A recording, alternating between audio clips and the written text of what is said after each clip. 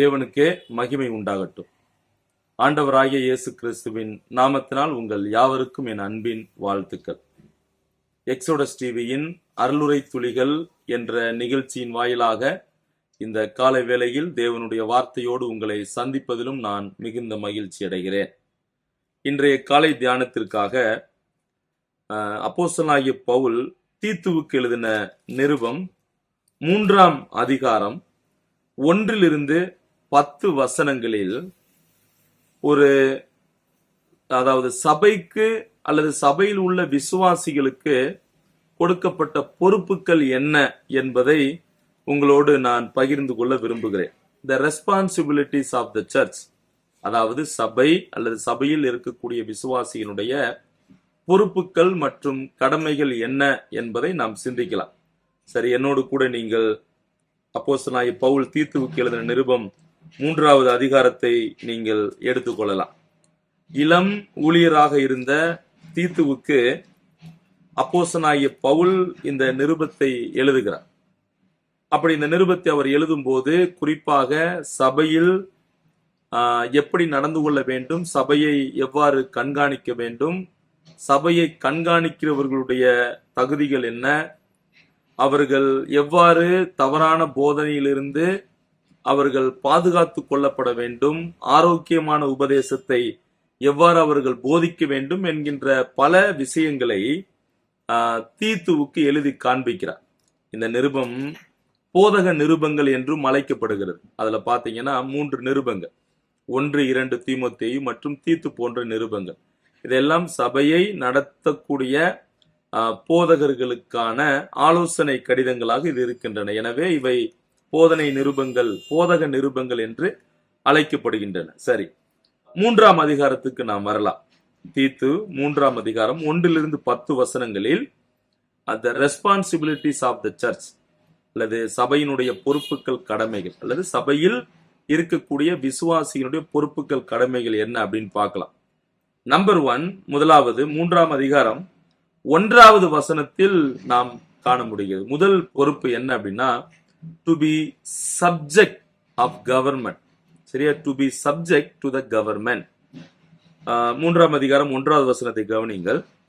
அதிகாரம் உள்ளவர்களுக்கு நாம் கீழ்ப்படிய வேண்டும். இதுதான் நம்முடைய முதல் கடமையாக இருக்கிறது. 2வது, மறுபடியும் அதே 1வது வசனத்தில் we need to initiate the good works, அதாவது நற்கிரியைகளை நாம் செய்வதற்கு ஆயத்தமாய் இருக்க வேண்டும். சரியா, தேவனுடைய பிள்ளைகள், விசுவாசிகள், ரட்சிக்கப்பட்டவர்கள் கிரியைகளில் தங்களுடைய வாழ்வை காண்பிக்க வேண்டும். பாருங்க, ஒரு மனிதன் ரட்சிக்கப்படுவதற்கு கிரியை அவசியம் இல்லை. ஒரு மனிதன் ரட்சிக்கப்படுவதற்கு அவரது கிருபையும் விசுவாசமும் இருந்தால் போதுமானது. அப்ப கிரியை செய்து ரட்சிக்கப்படுவது என்பது தவறானது. அப்ப ரட்சிப்புக்கு கிரியை அவசியம் இல்லை, ஆனால் ரட்சிக்கப்பட்டவர்கள் கிரியை செய்ய வேண்டும். அப்ப இங்கே விசுவாசியினுடைய கடமையாக 1, நாம் அதிகாரம் உள்ள யாவருக்கும் கீழ்ப்படிய வேண்டும். நீங்க ரோமர் 13ஆம் அதிகாரத்துல கூட பவுல் அங்கேயும் ஞாபகப்படுத்துகிறார். அதாவது எந்த மனிதரும் எல்லா அதிகாரங்களுக்கு கீழ்ப்படிந்து வாழ வேண்டும், கீழ்ப்படிய வேண்டும் என்ற விஷயத்தை 13ஆம் அதிகாரத்தில் சொல்லுகிறார். இதே விஷயத்தை பேதுரு கூட தனது நிருபத்தில் நாம் இந்த அரசாங்கத்திற்கு கீழ்ப்படிந்து வாழ வேண்டும் என்று சொல்லுகிறதை நாம் காண முடியும். 2வது, we need to do good works or we need to initiate the good works. நற்கிரியைகளை செய்ய நாம் ஆயத்தத்தோடு இருக்க வேண்டும். சோ நாம் ரட்சிக்கப்பட்டவர்கள், நாம் ரட்சிக்கப்பட்டிருக்கிறோம் என்பதை கனிகள் கொடுப்பதன் மூலமாக, கிரியைகள் மூலமாக நாம் காண்பிக்க வேண்டும். 3வது பொறுப்பு கடமை என்ன அப்படின்னா we need to maintain the good works, அதாவது நற்கிரியைகளை நம்ம என்ன செய்ய வேண்டும். வசனம் 8வது வசனத்தை நீங்கள் கவனிக்கலாம். அந்த 8வது வசனத்துல பாருங்க, நற்கிரியைகளை செய்ய ஜாக்கிரதையா இருக்க வேண்டும். சரியா, 1 நாம் 1வது வசனத்துல பார்த்தோம், ஆயத்தமாக இருக்க வேண்டும். இங்கே நான் வாசிக்கிறோம், நற்கிரியைகளை செய்ய ஜாக்கிரதையா இருக்கும்படி.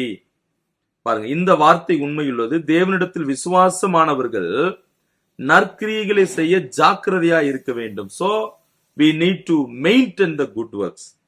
4வது பொறுப்பு, we should not speak evil against anyone. அதாவது மற்றவர்களுக்கு எதிராக நாம் எதையும் பேசக்கூடாது. சரியா? இது 4வது பொறுப்பாக இருக்கிறது. 5வது 2வது வசனத்தில் அவர் சொல்லுகிறார், 2வது வசனத்தில், to demonstrate gentleness and meekness to all men. எல்லா மனிதருக்கும் அல்லது எல்லா மனிதர்களுக்கும் சாந்த குணத்தை நாம் என்ன செய்ய வேண்டும்? நாம் காண்பிக்க வேண்டும். நேர்மை, சாந்த குணம் உள்ளவர்களாக நாம் வாழ வேண்டும். இதுதான் நமக்கு கொடுக்கப்பட்ட 5வது பொறுப்பாக இருக்கிறது. 6வது பாருங்கள், நமக்கு கொடுக்கப்பட்ட பொறுப்பு வசனம் 9வது வசனத்தில் இருக்கிறது. 3ஆம் அதிகாரம் 9ஆம் வசனம், to avoid foolish questions, contentions and legalistic arguments. வசனம் 9ஐ கவனியுங்கள். புத்தியினமான தர்க்கங்கள், வம்ச வரலாறுகள், சண்டைகள், நியாயப்பிரமாணத்தை குறித்து உண்டாகிற வாதங்கள். சோ இந்த விவாதங்கள், இவர்களை விட்டு விலகி நாம் வாழ வேண்டும். இன்னைக்கு பாத்தீங்கன்னா இந்த புத்தியினமான தர்க்கங்கள், அப்புறம் பாத்தீங்கன்னா இந்த பழைய கதைகள், வம்ச வரலாறுகள், சில நேரங்களில் பாத்தீங்கன்னா மூட நம்பிக்கைகள்ல கூட நம்ம என்ன செய்யறோம்னா நாம் நம்பக்கூடியவர்களா இருக்கிறோம். சோ சண்டைகள், இதெல்லாம் நாம் விட்டு விலக வேண்டும். ஒரு கிறிஸ்தவன் என்ற நிலையில் நம்முடைய பொறுப்பு அதுதான். என்ன பொறுப்பு? நாம் புத்தியினமான தர்க்கங்கள், வம்ச வரலாறு, சண்டைகள், நியாயப்பிரமாணம் போன்றவைகளை விட்டு விலக வேண்டும். கடைசியாக ஒரு விசுவாசியுடைய பொறுப்பை வசனம் 10வது வசனத்தில் சொல்லுகிறார். என்ன? To reject heresy and heretics. பாருங்க, வேத புரட்டனாய் இருக்கிற ஒருவனுக்கு நீ இரண்டொரு தரம் புத்தி சொன்ன பின்பு அவனை விட்டு விலகு.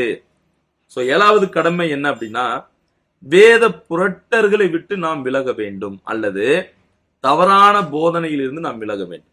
எனவே இந்த காலை வேளையில் ஒரு விசுவாசி என்ற நிலையில் நீங்களும் நானும் சில பொறுப்புகளை, கடமைகளை பெற்றிருக்கிறோம். அந்த பொறுப்புகள், கடமைகள் என்ன என்று கேட்டால், இந்த அரசாங்கத்திற்கு, அதிகாரம் உள்ளவர்களுக்கு நாம் கீழ்ப்படிந்து வாழ வேண்டும். 2வது, நாம் நற்கிரியைகளை செய்ய வேண்டும், நற்கிரியைகளை செய்ய ஆயத்தமாய் இருக்க வேண்டும். 3வது, நாம் சிந்தித்தோம், நற்கிரியைகளை செய்ய ஜாக்கிரதை உள்ளவர்களாய் இருக்க வேண்டும். 4வது, மற்றவர்களை குறித்து தவறான விஷயத்தை நாம் பேசக்கூடாது. 5வது, நமது நேர்மையையும் சாந்த குணத்தையும் நாம் காண்பிக்க வேண்டும். 6வது, அதாவது புத்தியினமான தர்க்கம், வம்ச வரலாறு, சண்டைகள், நியாய பிரமாண விஷயங்கள், இவைகளை விட்டு விலக வேண்டும். கடைசியாக வேத புரட்டர்கள், அதாவது தவறான போதனையிலிருந்து நாம் விலகி வாழ வேண்டும். சோ இந்த சத்தியத்தை அறிந்து கொண்டு நம்ம கொடுக்கப்பட்ட பொறுப்புகளை, கடமைகளை நிறைவேற்றுவோம். தேவனுக்கு மகிமை உண்டாகட்டும். ஆமென்.